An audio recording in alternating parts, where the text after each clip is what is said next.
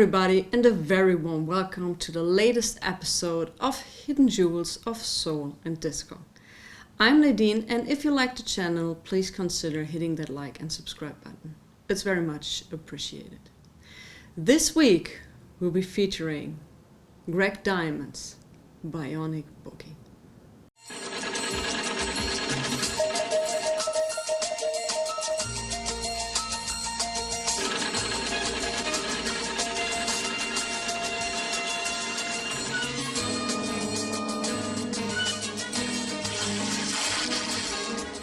Well, who is Bionic Boogie? Bionic Boogie, and not to be mixed up with the famous late 70s TV show The Bionic Woman, which I liked very much during my childhood, is the brainchild of Gregg Diamond. Gregg Diamond was musician, composer, producer, and during the last years of the 70s, he was a one-man hit machine. After his work on Young Americans with David Bowie, he started in 1976 a collaboration with Andrea True. She was an adult movie actress and released in 1976 her famous album More, More, More. But he wrote the lyrics and the music for it, and it was a smash hit. After that, he came up with the group Bionic Boogie, which had an ever-changing lineup. The albums aged very, very well, and in total Bionic Boogie released 3 albums.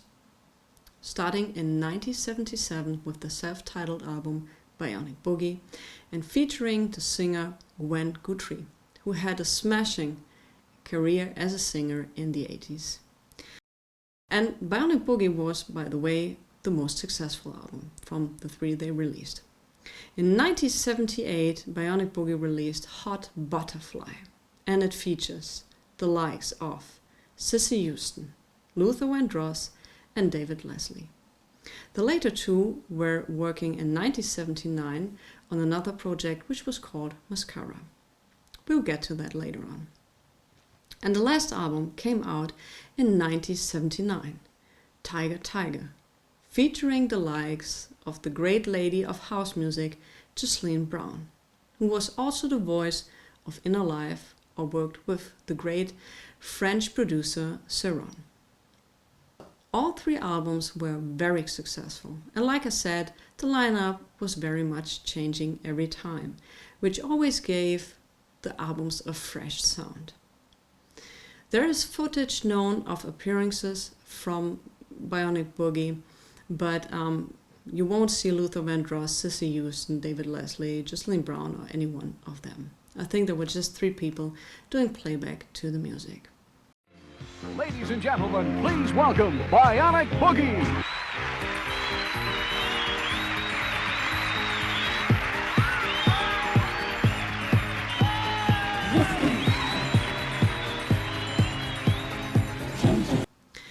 The second album, which is in my opinion the best album, Hot Butterfly, we will be getting to this a very deep in look. And before we do that, let's have a listen.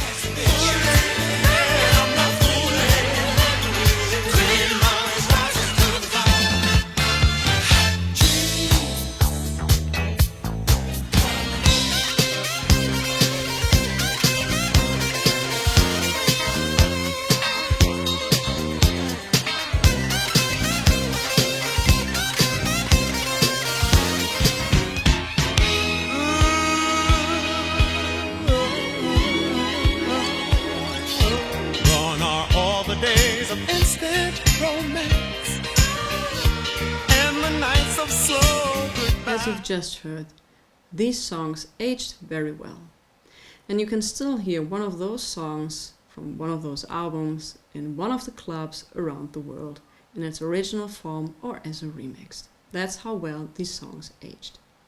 Gregg Diamond did something back then which I really wanted to point out because I think that was just fantastic, because he did something on the back covers of its records which many people, producers, songwriters, record label didn't do.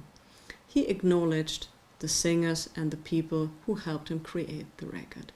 For example, In 1979, Luther Vandross and David Lasley worked again together on the project Mascara. Back then, it was a huge flop, didn't so well, which makes this OG pressing extremely expensive these days, but there are other ways to getting it.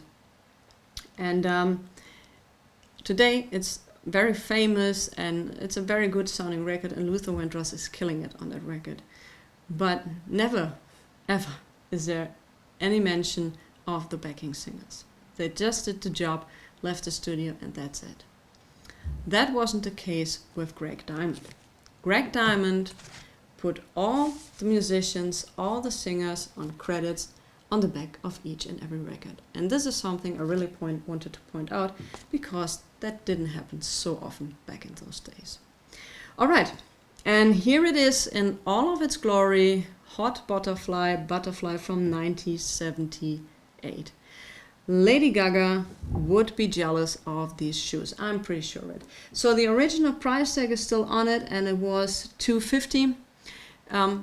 Today it's also not that expensive to buy, because these records sold like crazy. So that's always good, because there are many, and that means that the pricing isn't too high. So you get a decent copy between 5 to 15 euro from each of these records. And yeah, that's the front. That's the back of the cover. And yeah, let's see the record. What did I get with the record is the original paper inner sleeve. And they say on that inner sleeve, the song heard round the world. I would assume that they were sent the sound heard, but it's the song. Maybe some of you can explain me why it's the song and not the sound. Alright, and here we go. This is side 1 of Hot Butterfly on Polydor. And this is,